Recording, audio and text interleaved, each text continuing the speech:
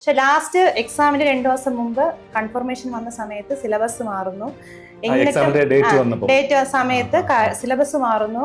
ഞാൻ കൊമേഴ്സ് പഠിച്ചൊരു വിദ്യാർത്ഥിയാണ്. അപ്പോൾ എന്നെ സംബന്ധിച്ചോളം നല്ലൊരു ബുദ്ധിമുട്ടായിരുന്നത്. ഈ അഗ്രികൾച്ചറൽ സ്റ്റാറ്റിസ്റ്റിക്സ് എന്നൊരു ആ ഒരു സബ്ജക്റ്റ് ഇത്തിരി ടഫുള്ള പേപ്പറാണ്. എങ്കിൽ അതിനകത്തുള്ള ഈസി ഉള്ള കാര്യങ്ങൾ ഞാൻ പഠിച്ചു. ഇത്തിരി ടഫുള്ളത് ഞാൻ വിട്ടു, ഈസി ഉള്ളത് പഠിച്ചു. പഠിത്തം നമ്മൾ ഉഴപ്പുന്നു എന്നുണ്ടെങ്കിൽ നമ്മൾ ആദ്യം നമുക്കിഷ്ടപ്പെട്ട സബ്ജക്റ്റ് ആദ്യം തുടങ്ങുക. അതാണ് ഏറ്റവും നല്ല കാര്യം. എനിക്ക് അതൊരു പോസിറ്റീവായിട്ട് നല്ലൊരു സ്ഥാപനമായിട്ട് എനിക്ക് തോന്നിയിട്ടുണ്ടായിരുന്നു. കാരണം ചിലയിടത്ത് പ്രഷർ കാണും, പക്ഷെ ഇവിടെ അങ്ങനെയില്ല. നമുക്ക് കൂളായിട്ടൊരു അറ്റ്മോസ്ഫിയർ ആണ്. നമുക്ക് പഠിക്കാം, ഒരു സമാധാനമായിട്ട്. നമുക്ക് എക്സാം അടുക്കും തോറും ആ ഒരു ടെൻഷനോ പ്രഷറോ ഒന്നും തരുന്നില്ല.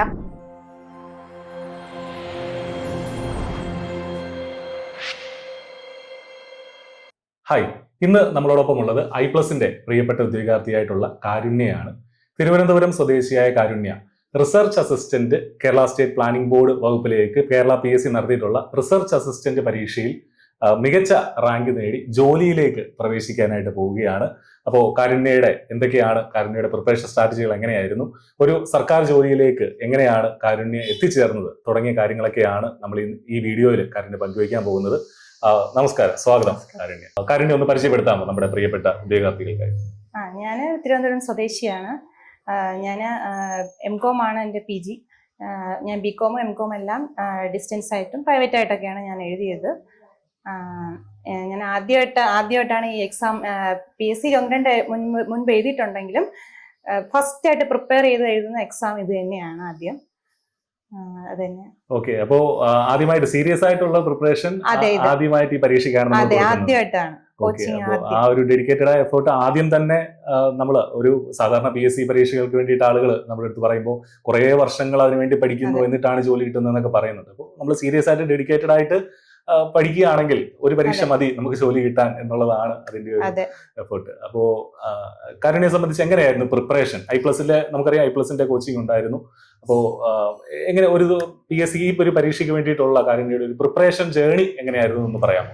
പ്രിപ്പറേഷൻ ഞാൻ ഈ സിലബസും എല്ലാം ആദ്യം ഫോളോ ചെയ്തു. ഇപ്പൊ കഴിഞ്ഞ പ്രാവശ്യത്തെ എക്സാമിന്റെ സിലബസ് നോക്കിയപ്പോൾ കോമൺ ആയിട്ടുള്ള കോൺസ്റ്റിറ്റ്യൂഷനും ഇതെല്ലാം ഉണ്ടായിരുന്നു. അപ്പൊ ഞാൻ സിലബസ് കണ്ട് എനിക്ക് കുഴപ്പമില്ല എന്ന് കണ്ടിട്ടാണ് ഞാൻ കയറുന്നതും. പക്ഷെ ലാസ്റ്റ് എക്സാമിന് 2 ദിവസം മുമ്പ് കൺഫർമേഷൻ വന്ന സമയത്ത് സിലബസ് മാറുന്നു. ഡേറ്റ് സമയത്ത് സിലബസ് മാറുന്നു. ഞാൻ കൊമേഴ്സ് പഠിച്ചൊരു വിദ്യാർത്ഥിയാണ്. അപ്പോൾ എന്നെ സംബന്ധിച്ചോളം നല്ലൊരു ബുദ്ധിമുട്ടായിരുന്നത്. എന്നിട്ടും ഞാൻ നോക്കട്ടെ, എന്തായാലും ഇതിന് നമ്മൾ മുന്നിട്ടിറങ്ങി ട്രൈ ചെയ്യാം എന്നുള്ള രീതിയിൽ ടെൻഷനൊക്കെ മാറ്റി വെച്ച് നല്ല രീതിയിൽ പ്രിപ്പയർ ചെയ്തു. അതിപ്പോ ഇങ്ങനെ സക്സസിലേക്ക് എത്തി. തീർച്ചയായിട്ടും ഈ പരീക്ഷയെ കുറിച്ച് പറയുകയാണെങ്കിൽ നമുക്കറിയാം, കഴിഞ്ഞ തവണത്തെ മുൻപ് നടന്ന പരീക്ഷയുടെ സിലബസിൽ നിന്ന് വളരെ വ്യത്യസ്തമായിരുന്നു ഇത്തവണ നടന്ന 2024 നടന്ന റിസർച്ച് അസിസ്റ്റന്റ് പരീക്ഷയുടെ 3 മാസം മുന്നേ ആണ് ഈ പറഞ്ഞ സിലബസ് കംപ്ലീറ്റ്ലി മാറി. അതിനകത്ത് economics, econometrics, statistics, agricultural statistics, അതുപോലെ തന്നെ കൊമേഴ്സ്, മാത്തമാറ്റിക്സ് എല്ലാം ഇൻക്ലൂഡ് ചെയ്തൊരു സിലബസ് ആയിരുന്നു.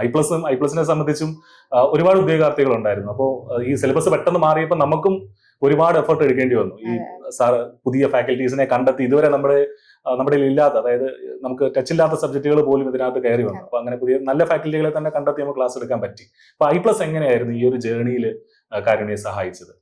ഐപ്ലസ് സഹായിച്ചത്, ഞാൻ ഇതിനു മുമ്പ് ഐപ്ലസിന്റെ ഭാഗമായിരുന്നു. കാരണം ഞാൻ നെറ്റിന്റെ എക്സാമിനൊക്കെ ഞാൻ കോണ്ടാക്ട് ചെയ്തുകൊണ്ട് എനിക്ക് അതൊരു പോസിറ്റീവായിട്ട് നല്ലൊരു സ്ഥാപനമായിട്ട് എനിക്ക് തോന്നിയിട്ടുണ്ടായിരുന്നു. കാരണം ചിലയിടത്ത് പ്രഷർ കാണും, പക്ഷെ ഇവിടെ അങ്ങനെയില്ല. നമുക്ക് കൂളായിട്ടൊരു അറ്റ്മോസ്ഫിയർ ആണ്.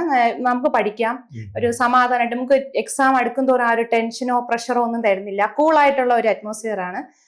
എപ്പോഴായിരുന്നാലും എനിക്ക് കോണ്ടാക്ട് ചെയ്യാം, എനിക്ക് ഫാക്കൽറ്റിയായിട്ട് സംസാരിക്കാം, അവർ നല്ല രീതിയിൽ സപ്പോർട്ട് തരും. അപ്പം അതുകൊണ്ട് ഞാൻ ഈ എക്സാം വന്നപ്പോഴും ആദ്യം നോക്കുന്നത് ഐപ്ലസ് ഉണ്ടോ എന്നാണ് നോക്കി കയറിയതാണ്. അവിടെ തന്നെ ഞാൻ കയറിയതാണ്. പിന്നെ പ്രിപ്പറേഷൻ എന്ന് പറയാൻ, ഞാൻ കൊമേഴ്സ് ഒക്കെ ആദ്യം ഞാൻ നോക്കി. പക്ഷെ എന്നെ കൊണ്ട് എക്കണോമെട്രിക്സ് ഒക്കെ ഇത്തിരി മാത്സ് ആയിരുന്നാലും ഇത്തിരി ബുദ്ധിമുട്ടായിരുന്നു. എനിക്ക് പറ്റുന്നതോളം ഞാൻ ഈ വെയിറ്റേജ് നോക്കിയിട്ട് അതിനനുസരിച്ചാണ് ഞാൻ പ്രിപ്പയർ ചെയ്തത്. വെയിറ്റേജ് ഇപ്പൊ കൊമേഴ്സ് ഫുള്ള് കംപ്ലീറ്റ് ചെയ്തു. മാത്സ് എന്നെ കൊണ്ട് നോക്കി പറ്റുന്നില്ല എന്ന് കണ്ടിട്ട് ഞാൻ എന്നാലും ഈ അഗ്രികൾച്ചറൽ സ്റ്റാറ്റിസ്റ്റിക്സ് എന്നൊരു ആ ഒരു സബ്ജക്റ്റ് ഇത്തിരി ടഫുള്ള പേപ്പറാണ്. എങ്കിൽ അതിനകത്തുള്ള ഈസി ഉള്ള കാര്യങ്ങൾ ഞാൻ പഠിച്ചു. ഇത്തിരി ടഫുള്ളത് ഞാൻ വിട്ടു, ഈസി ഉള്ളത് പഠിച്ചു. അങ്ങനെയാണ് ഞാൻ ഇത്രയും മാർക്കെങ്കിലും സ്കോർ ചെയ്യാൻ എനിക്ക് പറ്റിയത്. ഈ പല സബ്ജക്റ്റുകൾ പല വിഷയങ്ങൾ കയറി വരുന്ന ഒരു പരീക്ഷയെ സംബന്ധിച്ച് നല്ലൊരു സ്ട്രാറ്റജി തന്നെയാണ് കാരുണ്യ പറഞ്ഞത്. നമ്മൾ ഈ പറഞ്ഞ പോലെ ഫുൾ സിലബസ് ഒരുപക്ഷെ നമുക്ക് കംപ്ലീറ്റ് ചെയ്ത് ഷോർട്ട് ടൈം കൊണ്ട് 3 മാസമാണ് ഈ ഫൈനൽ സിലബസ് വന്ന ശേഷം നമുക്ക് കിട്ടിയത്. കംപ്ലീറ്റ് ചെയ്യാൻ പറ്റുന്നൊന്നും വരില്ല, പക്ഷെ എല്ലായിടത്തും പോയി നമുക്ക് നമ്മളെ കൊണ്ട് പഠിക്കാൻ പറ്റുന്ന കാര്യങ്ങൾ പഠിച്ചെടുക്കുക എന്നുള്ളത് തന്നെയാണ് ചെയ്യുന്നത്. നമ്മുടെ ഒരു പ്രിപ്പറേഷൻ പറയുകയാണെങ്കിൽ നമ്മളിപ്പോ എങ്ങനെയാ ഒരു ദിവസത്തെ നമ്മുടെ ഒരു പഠനം എങ്ങനെയായിരുന്നു?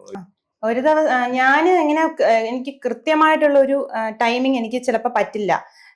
പല കാര്യങ്ങളും ഞാൻ എന്നെ സംബന്ധിച്ചുള്ള കുറച്ച് കാര്യങ്ങൾ ഉത്തരവാദിത്തങ്ങളുള്ളതുകൊണ്ട് എനിക്ക് എല്ലാം പറ്റും. അപ്പൊ ഞാൻ മെയിനായിട്ടും ഞാൻ ഓൺലൈൻ കോച്ചിങ് എടുക്കാൻ തന്നെ കാരണം എനിക്ക് എൻ്റെ ടൈമിൽ ഇരുന്ന് പഠിക്കാം. മറ്റേത് എനിക്ക് പോയി പഠിക്കാനുള്ള ഒരു ബുദ്ധിമുട്ടുള്ളതുകൊണ്ടാണ് ഞാൻ ഓൺലൈൻ എടുത്തത്. അപ്പൊ എനിക്ക് ടൈം, പക്ഷെ അപ്പൊ ഞാൻ പാതിരാത്രി ആയിരിക്കാം. ഇപ്പൊ പകല് സമയം കിട്ടിയില്ല എന്നുണ്ടെങ്കിൽ എൻ്റെ കാര്യങ്ങൾ എടുത്ത് ഞാൻ പാതിരാത്രി ആയിരിക്കാം. ചില സമയത്ത് ഞാൻ കുക്കിങ്ങിന്റെ ഇടയിലായിരിക്കും, ജോലിയുടെ ഇടയിൽ ഞാൻ വീഡിയോ വെച്ച് ചിലപ്പോൾ കണ്ടതായിരിക്കും, ചിലപ്പോൾ കണ്ട് നോട്ട് എഴുതിയായിരിക്കും. പക്ഷെ ഒന്നേന്ന് ഓർത്തിരിക്കാൻ വേണ്ടിയിട്ട് അതൊരു ടെക്നിക്കാണ്. നമ്മൾ ഫ്രീ ആയിട്ടിരിക്കുന്ന സമയത്ത് വേറെ വീഡിയോസ് അതൊക്കെ പരമാവധി കുറച്ചിട്ട് ഇങ്ങനത്തെ വീഡിയോസ് നമ്മൾ iPlusന്റെ ക്ലാസ്സുകൾ കാണാൻ തുടങ്ങി.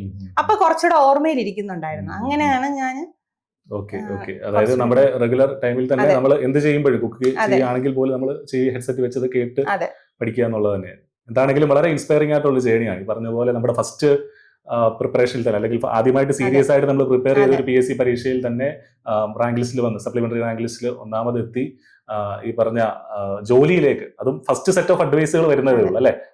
ഫെബ്രുവരിയിലാണെന്ന് തോന്നുന്നു ഇതിന്റെ റാങ്ക് ലിസ്റ്റ് വന്നത്. അപ്പൊ ആദ്യ സെറ്റ് ഓഫ് അഡ്വൈസിൽ തന്നെ ജോലിയിലേക്ക് തന്നെ കയറാൻ സാധിക്കുന്നു എന്നുള്ളത് വലിയ ഒരു കാര്യം തന്നെയാണ്. ഇനി പ്രിപ്പയർ ചെയ്യുന്ന ഉദ്യോഗാർത്ഥികൾ, പ്രത്യേകിച്ചും ഇങ്ങനെ സബ്ജക്ട് സ്പെസിഫിക് ആയിട്ടുള്ള PSCകൾ മാത്രം നോക്കുന്ന, അതിനുവേണ്ടി മാത്രം കോൺസെൻട്രേറ്റ് ചെയ്യുന്ന ഒരുപാട് ഉദ്യോഗാർത്ഥികൾ iPlusനും ഉണ്ട്, പുറത്തും ഒക്കെ ഉണ്ട്. അപ്പോൾ അവരോട് കാരുണ്യക്ക് പറയാനുള്ള കാര്യങ്ങൾ എന്തൊക്കെയാണ്?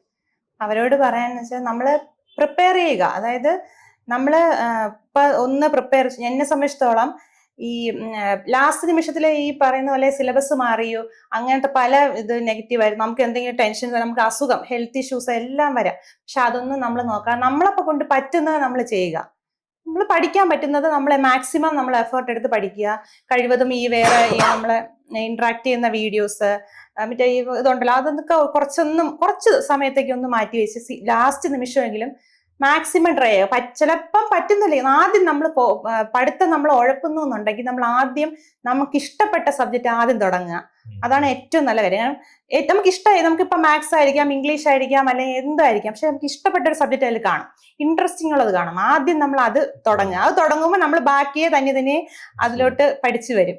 അത് വളരെ വാലിഡ് ആയിട്ടുള്ള ഒരു പോയിന്റ്. എനിക്ക് തോന്നുന്നു കാരുണ്യയുടെ പ്രിപ്പറേഷൻ ചെയ്യുന്നതിൽ ഇടയ്ക്ക് ഒരു ഹെൽത്തിന്റെ കുറച്ച് ഹെൽത്ത് ഇഷ്യൂസ് ഉണ്ടായിരുന്നു. ആ എക്സാമിന്റെ ഒരാഴ്ചക്ക് മുമ്പ് എനിക്ക് നല്ല ഹെൽത്ത് ഇഷ്യൂസ് ബാധിച്ചിട്ടുണ്ടായിരുന്നു.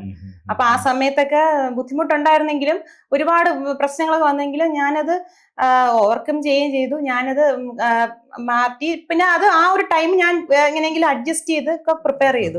ഹെൽത്ത് ഇഷ്യൂസ് കാരണം നമ്മൾ മാറി നിൽക്കോ വേണ്ടാന്ന് വെക്കോ ഒന്നും ചെയ്തിട്ടില്ല. ആ ഒരു സമയത്ത് കുറച്ച് ബുദ്ധിമുട്ടിയെങ്കിലും അത് കഴിഞ്ഞ് ഞാൻ ഇരുന്ന് പ്രിപ്പയർ ചെയ്തു.